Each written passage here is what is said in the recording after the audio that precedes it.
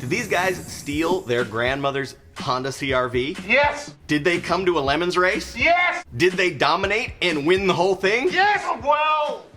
Here's the thing about a Lemons race. There are actually 3 classes: the good, the bad, and the ugly, or the shorthand that we use at races, A, B, and C. Always be closing. These are classes that are totally arbitrary. You show up, the judges say, Class B, and that's what you gotta live with.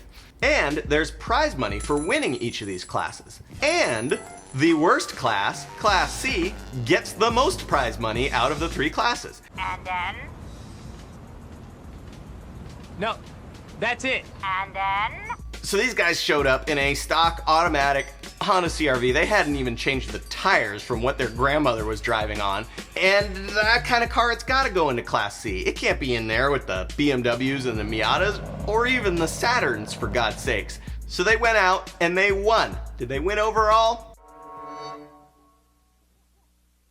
No! No, they didn't. But they did win Class C, which comes with the most prize money you could win for a class at a Lemons race. Now, since that happened, these guys have now lowered their Honda CR-V in an attempt to get more handling, and that, combined with the fact that they already have won Class C, going forward, there's a better chance that they're going to be put in a Class B. But all of this serves as a lesson to those of you who are thinking, well, I can't compete in a Lemons race. Well, you may or may not be able to compete for an overall win, but there are a lot of other ways to win a Lemons race, as these dudes with a freaking automatic Honda CR-V were able to demonstrate. Thanks for watching Lemons World. Don't forget to subscribe.